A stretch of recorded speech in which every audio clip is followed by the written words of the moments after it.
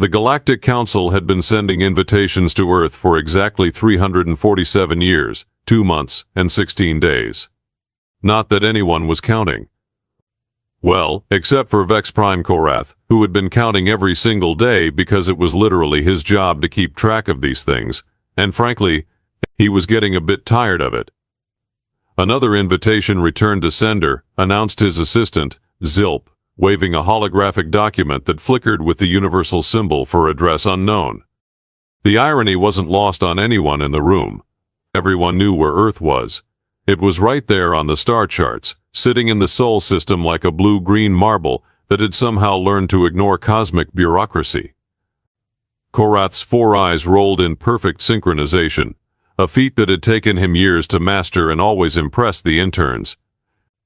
"Let me guess," he said, his voice dripping with the kind of sarcasm that could corrode hull plating. "They claim they never received it?"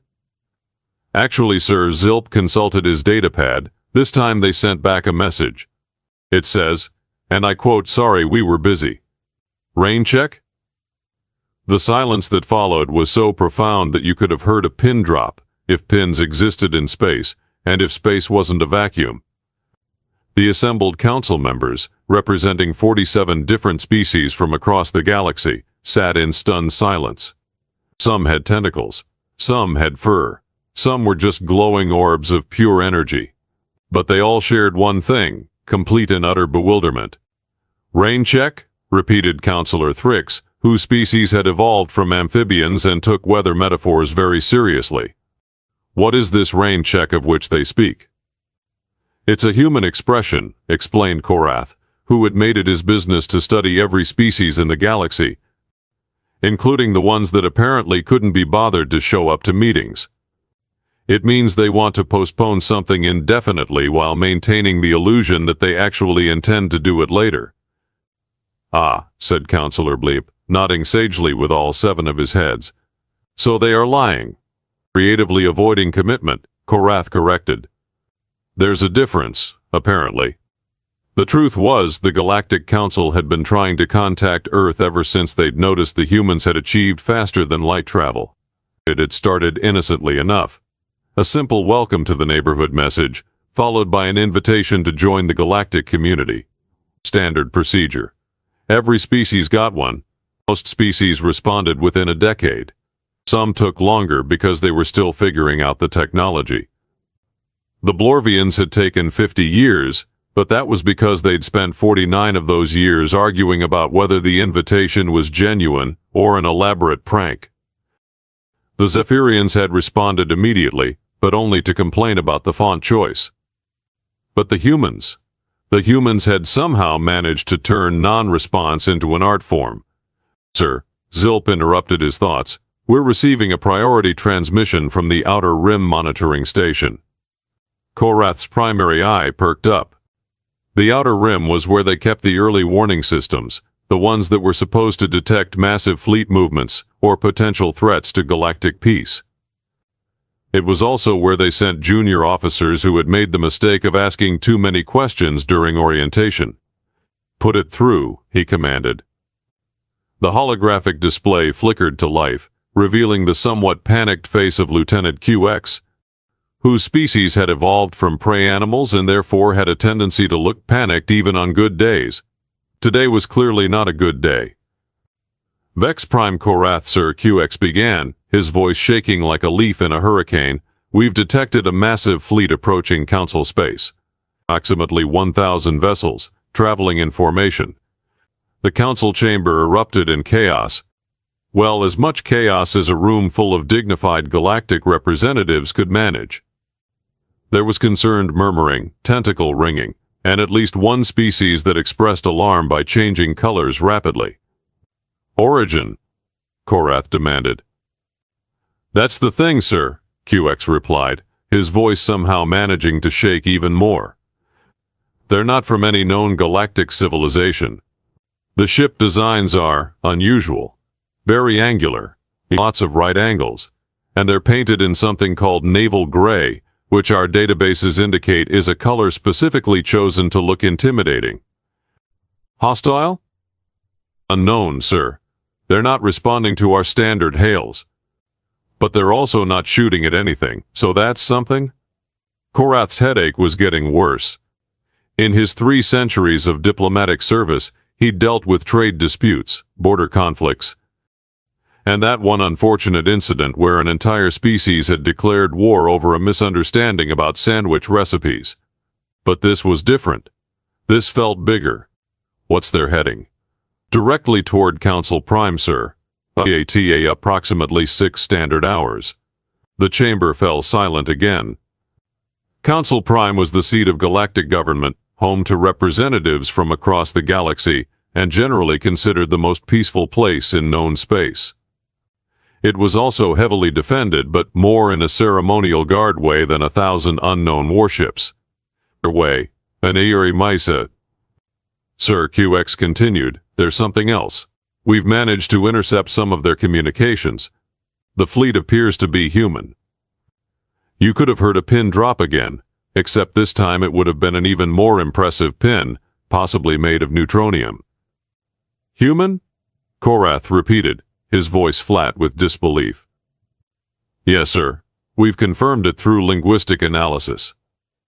They're speaking various human languages, primarily what our databases identify as English and Mandarin, with some scattered Spanish and what sounds like very creative profanity. Counselor Thrix leaned forward, his amphibian features creased with concern.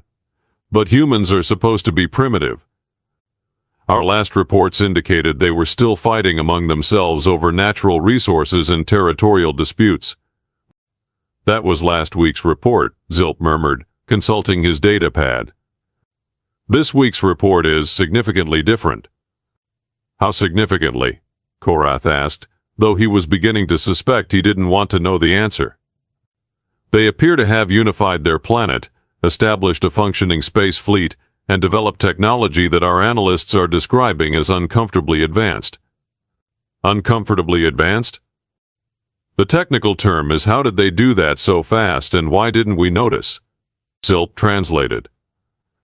Korath rubbed his temples, all 4 of them, in a gesture that had become depressingly familiar over the centuries.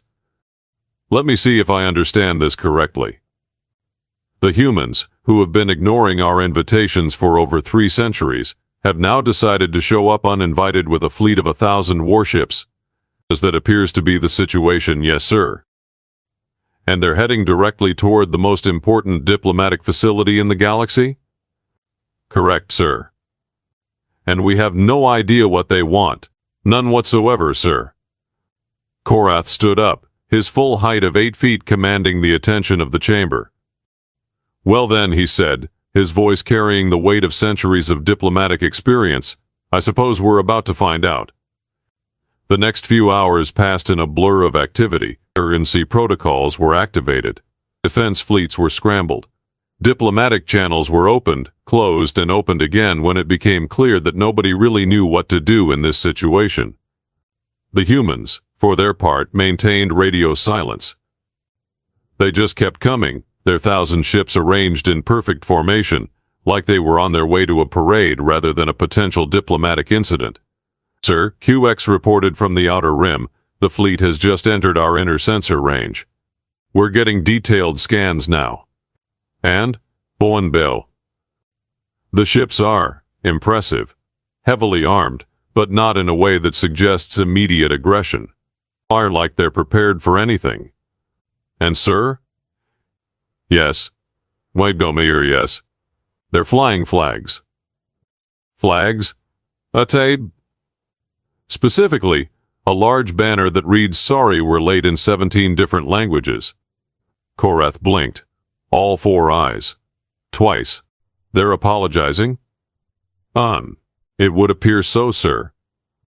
The view screen in the council chamber flickered to life, showing the approaching human fleet. They were indeed flying a massive banner, and even from a distance, the words "Sorry we're late" were clearly visible in multiple scripts and languages. Well, said Counselor Bleem, this is unexpected. That's one word for it, Korath muttered. As the fleet drew closer, more details became visible. The ships were sleek, powerful, and clearly designed by a species that had spent a lot of time thinking about both form and function. but they were also decorated with what appeared to be motivational slogans, and in some cases, nose art featuring various Earth animals. Sir QX's voice crackled through the comm. "We're receiving a transmission from the lead ship." It's interesting. Put it through." The holographic display shifted to show a human face. The being was relatively young by galactic standards, with dark hair, brown eyes, and what appeared to be some kind of uniform. But what struck Korath immediately was the human's expression, confident, slightly amused, and completely unapologetic. "Galactic Council," the human began. "This is Admiral Maya Torres of the Terran Federation Navy. We're here for the meeting." "Meeting?" Korath managed to croak. "The Galactic Council meeting. We got your invitation. All 347 of them, actually. We've been meaning to RSVP, but we've been a bit busy. You know how it is." "Busy?" Korath repeated slowly. "Oh yes. Wars to end, governments to unify, technologies to develop, that sort of thing. We wanted to make sure we were ready before we showed up. First impressions and all that." "And you thought showing up with 1,000 warships would make a good first impression?" Admiral Torres smiled, and Korath had to admit it was a rather charming expression, even if it was attached to someone who had just brought enough firepower to level a small moon to what was supposed to be a peaceful diplomatic meeting. "Well," Torres said, "we figured it was better to be prepared.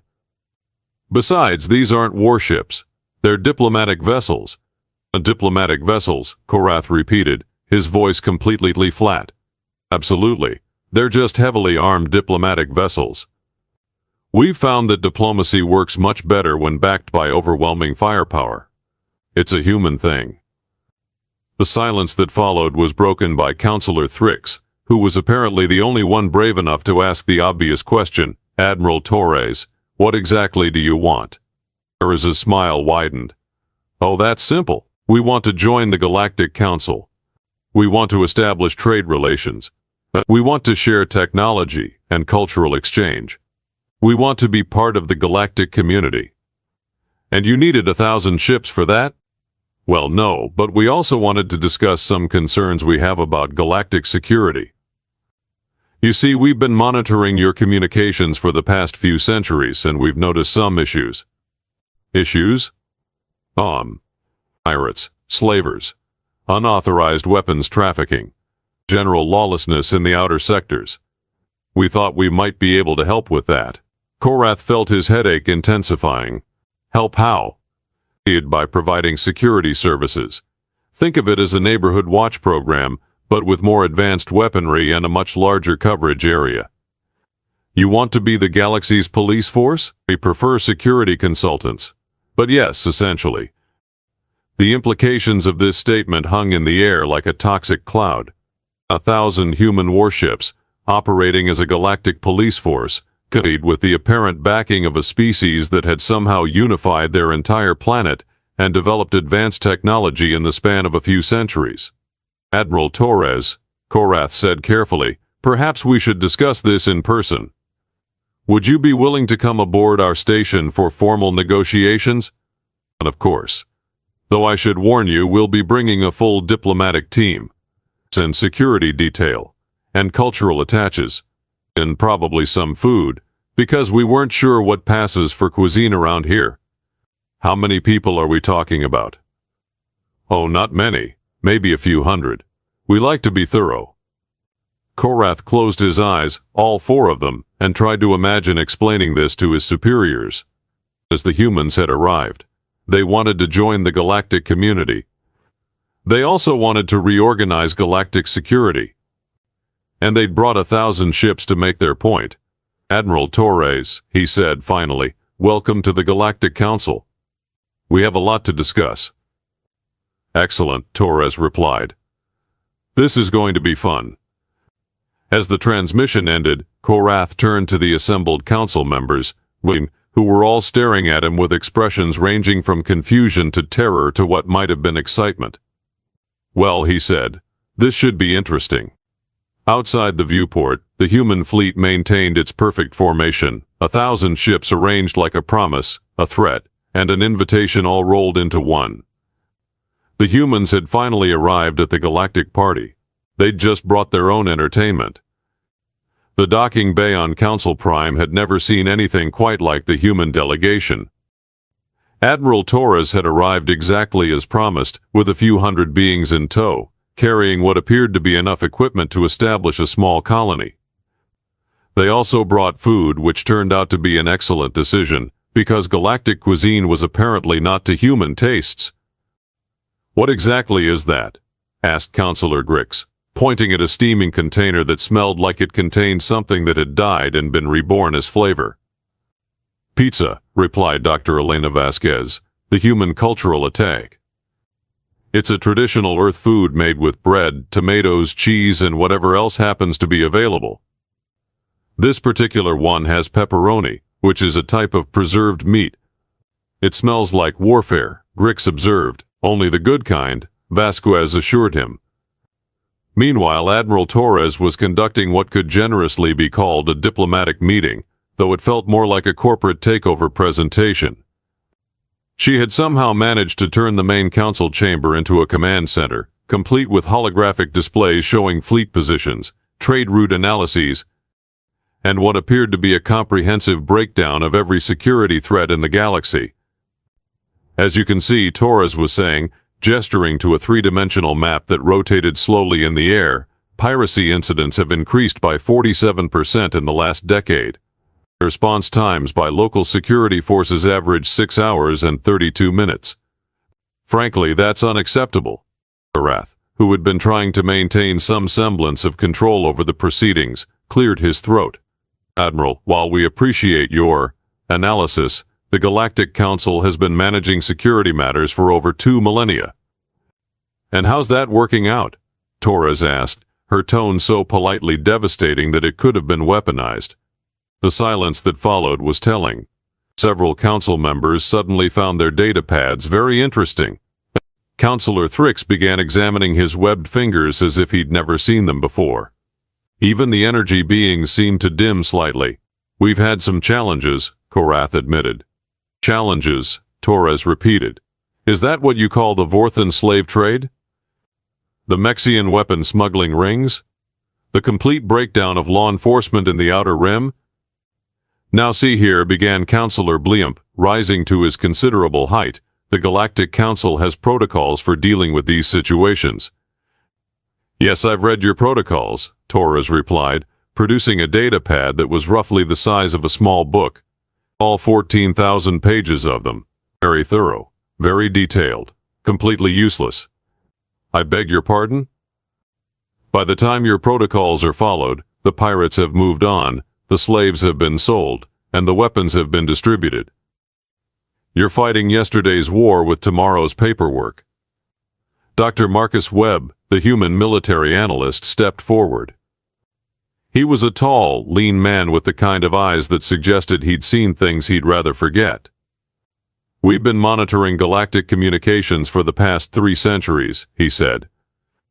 "We've identified 17 major criminal organizations, 43 active pirate fleets, and at least 6 governments that are actively involved in illegal activities.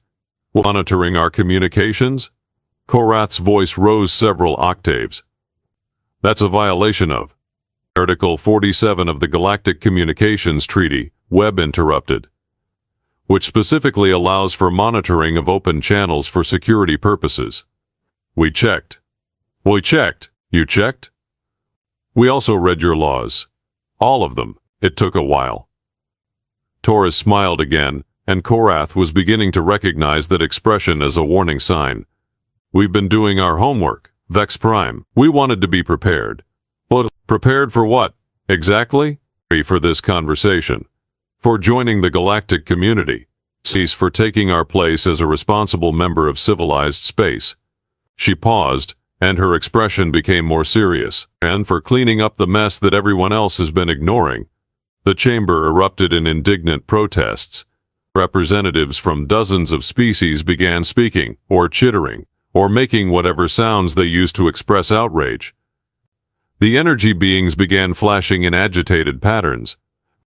Even the usually calm Blorvians began gesticulating wildly, Order, Korath shouted, banging his ceremonial gavel with enough force to crack the podium. Order in the chamber. When relative quiet had been restored, Counselor Thrix spoke up. Admiral Torres, what exactly are you proposing? Simple, Torres replied. We want to join the Galactic Council as a full member. We want to establish trade relations with all interested parties. We want to share our technology and learn from yours. And we want to help with the security situation. Help how? By doing what apparently no one else has been willing to do. We want to hunt down the pirates, shut down the slave trade, and bring some actual law and order to the galaxy. With your 1,000 warships, Korath said flatly. With our 1,000 diplomatic vessels, yes. Plus whatever additional resources might be required. Additional resources? Dr. Sarah Mitchell, the human science officer, stepped forward. She was a compact woman with silver hair and the kind of intense focus that suggested she could solve complex equations in her sleep. We've developed some new technologies that might be relevant, she said. Improved faster than light communication, enhanced sensor arrays, more efficient weapons systems. More efficient weapons systems, Korath repeated. Much more efficient. We've also made some advances in artificial intelligence, nanotechnology, and what we call creative problem solving. Creative problem solving? It's a human specialty, Torres explained. We're very good at finding unconventional solutions to complex problems. Such as showing up uninvited to a Galactic Council meeting with 1,000 ships and a comprehensive plan to reorganize galactic security. Korath had to admit she had a point. Admiral Torres, he said carefully, what makes you think the galaxy needs human intervention? Because, Torres replied, we've been watching you for centuries and frankly you're terrible at this. The chamber fell silent again. This time it wasn't the shocked silence of earlier. This was the kind of silence that preceded either violence or profound embarrassment. Terrible at what, exactly? Counselor Grix asked. At being a galactic civilization. You have 47 different species represented in this chamber. And you can't agree on anything. You have trade disputes that have been going on for decades. You have security problems that everyone knows about but no one wants to address. You have entire sectors of space that are basically lawless because nobody wants to take responsibility for them. That's not Blimp began. That's exactly what it is, Torres interrupted, and we know because we've been studying you. We've been learning from your mistakes. We've been preparing. Preparing for what? For this moment. For the day when Earth would take its place in the galactic community. For the day when humans would help fix what's broken. Dr. Vasquez stepped forward again. We don't want to conquer anyone, she said. We don't want to impose our will on other species. We just want to be part of something bigger than ourselves. And we want to make sure that something is worth being part of. And if we refuse? Korath asked. Torres shrugged. Then we'll go home, and you can continue managing things the way you have been. But we'll still be there watching, listening, and probably helping out when things get really bad. Helping out? Why don't? Pirates attack a defenseless colony ship. We'll be there. Slavers raid a peaceful planet? We'll stop them. Weapons smugglers threaten civilian populations? We'll shut them down. Without authorization? Without waiting for authorization. We've learned that sometimes doing the right thing is more important than following the rules. The implications of this statement hung in the air like a sword. The humans were essentially saying they would act as a galactic police force whether the council approved or not. That's vigilantism, Counselor Thrix protested. That's responsibility, Torres replied. Something that seems to be in short supply around here. Dr. Webb cleared his throat. We've prepared a detailed proposal, he said, producing another data pad. It outlines our suggested approach to galactic security, including patrol routes, response protocols, and coordination with existing law enforcement. You've thought of everything, Korath said. We try to be thorough. And if we accept your proposal? Then we become partners. We share our technology, you share yours. We help maintain order, you help us understand the political complexities. We work together to build something better than what exists now. The chamber was quiet for a long moment. Then Councillor Grix spoke up. What guarantees do we have that you won't simply take over? None, Torres replied honestly, except our word, and the fact that we've had the capability to take over for several decades and haven't done it. Several decades? We've had faster than light travel for longer than you think. We've just been discreet about it. How discreet? We've been operating in the Outer Rim for the past 20 years. Fighting pirates, rescuing slaves, stopping weapons shipments. We just didn't advertise it. The silence that followed was profound. The humans hadn't just arrived out of nowhere. They'd been active in galactic affairs for decades, operating in the shadows, doing the work that no one else wanted to do. You've been here all along, Korath said slowly. We've been preparing, learning, making sure we were ready for this moment. And now you are. Now we are. Korath looked around the chamber at the faces of his fellow council members.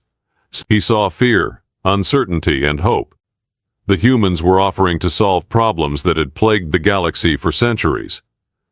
They were also representing a fundamental shift in the balance of power. I call for a vote, he said finally. All in favor of accepting the human proposal for membership in the Galactic Council? The votes came in slowly. Some were enthusiastic, others were reluctant. But in the end, the result was clear. The motion carries, Korath announced.